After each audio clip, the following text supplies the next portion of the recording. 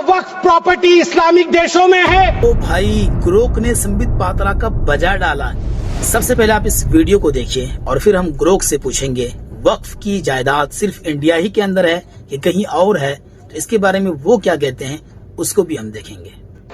क्या वक्फ property Islamic देशों में है? मैं इस्लामिक देशों का नाम पढ़ूंगा जहां वक्फ का वजूद नहीं है। टर्की में नहीं है, लीबिया में नहीं है, इजिप्ट में नहीं है, सूडान में नहीं है, लेबनान में नहीं है, सीरिया में नहीं है, जॉर्डन में नहीं है, तुनीसिया में नहीं है, इराक में नहीं है, भारतवर्ष में वक्फ बोर्ड है। क्या कहा ग्रोक ने, ये देखिए मैं आपको पढ़ के सुनाता हूँ। संबित पात्रा का ये दावा कि वक्फ बोर्ड की प्रॉपर्टी सिर्फ हिंदुस्तान में है और किसी दूसरे देश में नहीं है, बिल्कुल सही नहीं है।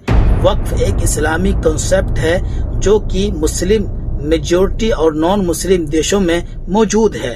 वक्फ प्रॉपर्टीज जो धार्मिक या खैराती मकसद के लिए वक्फ किए जाते हैं दुनिया भर के कई देशों में हैं, जैसे तुर्की।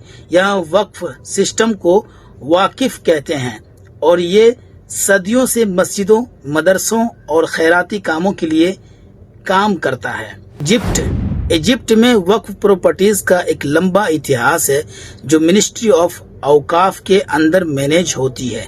सऊदी अरबिया, यहाँ भी वक्फ का सिस्टम है जो मस्क्यू यानी मस्जिद, स्कूल और दूसरे कम्युनिटी प्रोजेक्ट के लिए इस्तेमाल होता है। मलेशिया और इंडोनेशिया, इन देशों में वक्फ प्रॉपर्टीज को बैतुल माल या वक्फ बोर्ड के जरिए मैनेज किए जाते हैं। जॉर्डन, लेबनान और सूडान, इन सभी देशों में वक्फ का सिस्टम मौजूद है, चाहे उसका नाम या स्ट्रक्चर थोड़ा अलग हो। ये प्रॉपर्टीज हर देश में अलग अलग तरीके से मैनेज होती है, कहीं गवर्नमेंट के अंदर, कहीं गवर्नमेंट के अंदर, कहीं प्राइवेट ट्रस्ट के जरिए। लेकिन ये कहना कि वक्फ सिर्फ इंडिया में है गलत है।